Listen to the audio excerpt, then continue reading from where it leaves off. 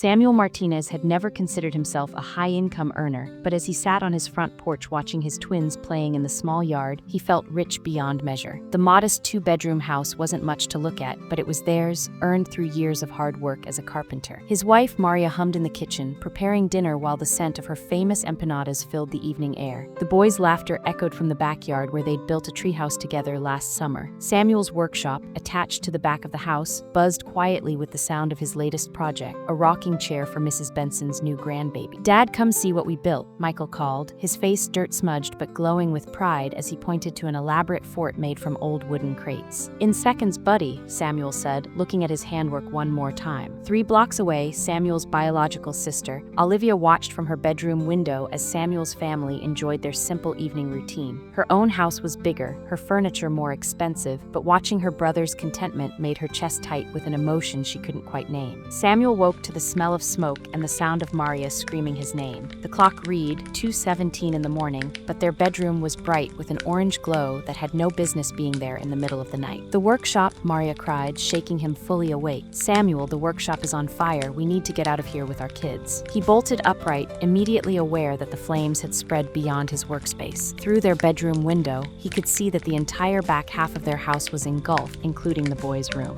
"Michael, Peter," he shouted, racing down the hallway with Maria close behind. The twins were already awake, standing in their doorway in their pajamas, coughing from the smoke that was rapidly filling their small house. Samuel grabbed both boys while Maria snatched a few important papers from the kitchen drawer, not thinking twice about what they were, just knowing they might be something they would need later. "We have to go now," Samuel said, his voice calm despite the terror clawing at his chest. The roof above the workshop groaned ominously, and he could hear windows exploding from the heat. They barely made it out before the flames consumed the rest of the structure. Samuel's lifetime of work, their family photos, the boys' toys, Maria's grandmother's jewelry, everything was reduced to smoke and ash in less than an hour. As they stood on the sidewalk watching firefighters battle the blaze, Samuel pulled his family close. The house was a total loss, but they were alive. They were together. Everything else could be rebuilt. "Where will we sleep tonight?" Peter whispered, his small hand gripping Samuel's shirt. "We'll stay with my sister, Carmen," Maria said, mentioning her sister who lived 2 streets away. "Just for tonight until we figure out what comes next." Samuel nodded, though he knew it would be longer than one night. As he watched the last walls of their home collapse into glowing embers, he whispered a prayer of gratitude that his workshop had been separate enough from the main house to give them time to escape, and a plea for strength to rebuild their lives from nothing. Olivia was on a business trip in another city to represent her husband, and was staying at a hotel when she received the call about the fire at 5 in the morning. Their mother was crying as she described the scene. Samuel's house completely destroyed the family with nothing left aside from the clothes they'd escaped in. "They're staying with Carmen for now," her mother explained, "but you know how small her apartment is. They can't stay there long." Olivia muttered to herself, another handout story. Poor Samuel and his perfect little family. Olivia had always lived in her older brother's shadow, even though she'd married well and lived in the nicest house on Maple Street. Her husband Ricardo owned 3 successful restaurants, so they'd never lack for anything. But somehow, Samuel's quiet dignity and the way people respected him had always gnawed at her. She'd given her boys everything money could buy: the latest clothes, expensive cars for their 16th birthdays, college tuition they'd wasted by partying instead of studying. Now David spent his days drinking beer and bothering the neighbors with his loud music, while Carlos had been arrested twice for petty theft. Her mother's voice interrupted her brooding. "How I wish I were in the same country as him. I would have asked him to move into my house." She sniffed and continued, "I'm organizing a collection for the family. Can you help?" Olivia sniffled, composing herself before responding. "Of course, Mom," Olivia replied through gritted teeth. "I'll bring something by later." After hanging up, she scrolled her phone gallery and stared at the family photos on it. Samuel's boys looked so serious and well-behaved, while her own sons were making faces at the camera. She'd always told herself that her children were just more fun-loving, more free-spirited, but watching them waste every opportunity she'd given them was starting to feel like a reflection of her own failure. When she got back home the next day, she visited Samuel's burnt house and muttered to herself, another tragedy for perfect Samuel's family. She immediately felt guilty for the thought. Her brother had just lost everything, and her first instinct was resentment that he'd get sympathy and support while her own struggles with her wayward sons were ignored. She called Samuel and gave her fake consolation. She even dutifully gathered clothes and household items to donate to him. But as she packed boxes of things she'd barely used, bought on impulse and forgotten, she felt a surge of jealousy and wondered why some struggles were more worthy of attention than others. When one of her children, David, finally appeared downstairs at noon, hungover and demanding money for lunch, Olivia felt that familiar ache of frustration and embarrassment throughout her body. How had Samuel raised such respectful, hardworking sons, while hers turned out to be spoiled disappointments? After 2 uncomfortable weeks at Carmen's apartment, Samuel found a small place the family could afford, a tiny 2-bedroom unit above Luigi's laundromat in another neighborhood. It wasn't much, but the rent was manageable, and Luigi had agreed to let Samuel pay the security deposit in installments. He changed his kids' school to the new neighborhood to cut down on the cost of transportation. Samuel's hands were raw from mixing cement at his new construction job, but he didn't stop working. Every hour meant another few dollars toward rebuilding their lives. Maria had found cleaning offices work, and between them they managed to cover rent, utilities, and the basic necessities. The boys shared the smaller bedroom while Samuel and Maria took the other. The small space beside their living room was converted into Samuel's workspace, where he repaired furniture for neighbors and built small items to sell at the weekend. The constant noise from the laundromat below wasn't comforting, but it was manageable as a constant reminder that life was moving forward, that people were going about their daily routines while his family slowly put their pieces back together. "Dad, why can't we just get a loan like Uncle Ricardo did for his restaurants?" Peter asked one evening, looking up from his homework at the kitchen table they'd bought secondhand. Samuel paused in his sanding of a wooden jewelry box. "Because debt is a chain, son. It's better to build slowly with our own hands than to want to rush things and have the business you get a loan for not succeed. If that happens, you'll be stuck with a heavy burden, struggling to make ends meet, and it could take years to recover." Michael nodded seriously. At 12, he was already showing signs of his father's practical wisdom. "Like how you taught us to save a little percentage of our allowance instead of spending it all so we won't need to borrow in case of emergency." "Exactly," Samuel smiled despite his exhaustion. "Everything worth having takes patience." The twins had grown even closer since the fire, as if they understood instinctively that their family needed to stick together. They helped their mother with dinner, did their homework without being asked, and never complained about sharing clothes or sleeping in bunk beds salvaged from a yard sale. From her house several neighborhoods away from Samuel's new neighborhood, Olivia heard updates about him and his family through Samuel's directly, their mother and mutual friends. Each report of the boys' good grades and helpful attitudes felt like a personal indictment of her own parenting failures. Olivia stood in the grocery store checkout line, tapping her foot impatiently as the clerk rang up her cart full of organic produce and expensive cuts of meat. In front of her, she recognized Maria's tired figure counting out exact change for a loaf of bread, milk, and a small package of ground beef. "Maria," Olivia called out, immediately regretting it. Maria turned, her face brightening with genuine warmth despite her obvious exhaustion. "Olivia, how nice to see you. How are Ricardo and the boys?" "Oh,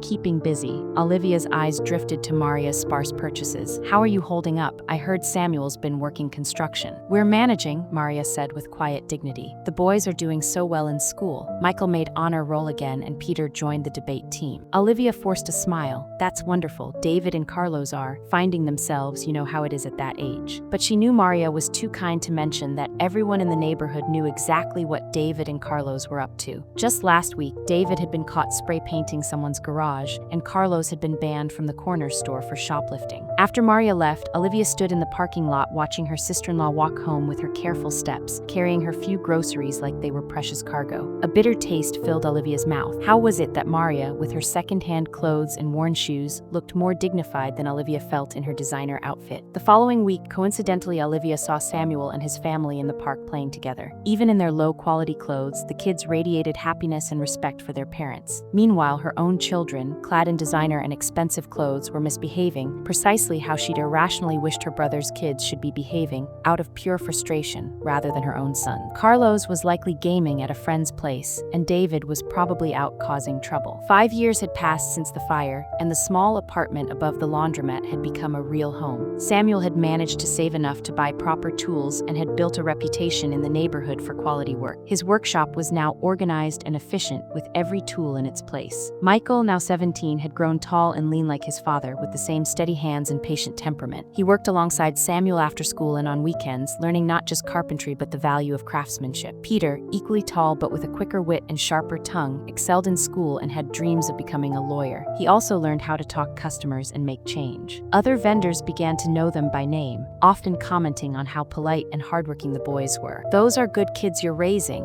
Mr. Johnson from the flower stand told Samuel one afternoon. "They'll make you proud someday." Samuel watched his sons carefully arrange arranging his wooden crafts on the table, their faces serious with concentration. "They already do," he replied softly. As they ate dinner one evening, Peter announced, barely able to contain his excitement, the university acceptance letter should come next week. Maria's eyes filled with tears. "My babies are going to college." "Not babies anymore, Mama," Michael said gently, "but we'll always need you." Samuel cleared his throat. "We've been saving for this moment for years. Between the workshop earnings and your mother's job, we have enough for both of you to go. Not fancy schools, but good ones. State universities with solid programs." The boys looked at each other. They had never asked how much things cost, but they knew their parents were making sacrifices for them. They saw how their parents bought them clothes while hardly buying anything for themselves, how they ate simple but healthy meals, and how their dad's hands were always stained and scarred from work. "Dad," Michael began carefully, "maybe I should work for a year first. That way I can help you save more money so Peter can go to a better school." "Absolutely not," Samuel said firmly. "You both go together or neither of you goes. That's how family works." Peter reached across the table and squeezed his brother's hand. Despite their different personalities, they'd remained incredibly close, united by their shared respect for their parents' sacrifices and their own dreams of success. Later that night, Samuel sat at his workbench,